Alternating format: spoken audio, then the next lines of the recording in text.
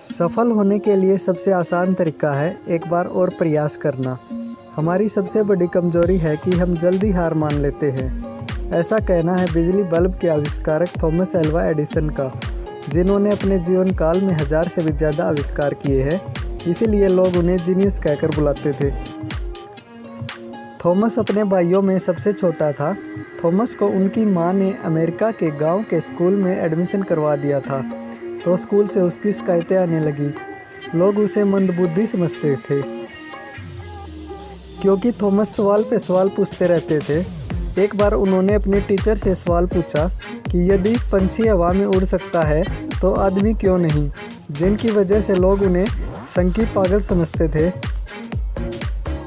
एक बार Thomas school से जब अपने घर आए तो उन्होंने अपनी माँ को एक चिट्ठी देते हुए बतलाया कि माँ, टीचर ने कहा है कि ये चिट्ठी सिर्फ अपनी माँ को ही देना। जब माँ ने चिट्ठी को पढ़ा तो माँ की आंखों में आंसू आ गए। थॉमस ने पूछा, माँ चिट्ठी में क्या लिखा है? तो माँ ने आंसू पूछते हुए बतलाया कि इसमें लिखा है कि आपका बच्चा बहुत होशियार है।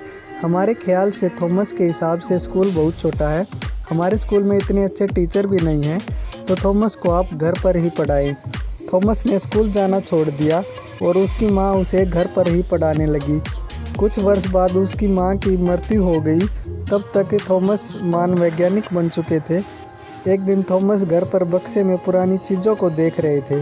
तभी उनके हाथ में चिट्ठी लगी, जो बचपन में उनके टीचर ने उनकी माँ को देने के लिए बोला था। थॉमस ने उस चिट्ठी को पढ़ना शुरू किया तो वे पढ़कर हक्का बक्का हो गए, क्योंकि उस चिट्ठी में लिखा था कि आपका बेटा मानसिक रूप से कमज़ोर है, हम उसे नहीं पढ़ा सकते, हम उसे स्कूल से निकाल रहे हैं। यह पढ़कर थॉमस भावुक हो गए। बिजली बल्ब के सफल आविष्कार के बाद एक किताब में उन्होंने इसका जिक्र किया कि थॉमस एक मानसिक रूप से कमज़ोर व्यक्ति था, जिसे उसकी मां ने महान वैज्ञानिक बना दिया।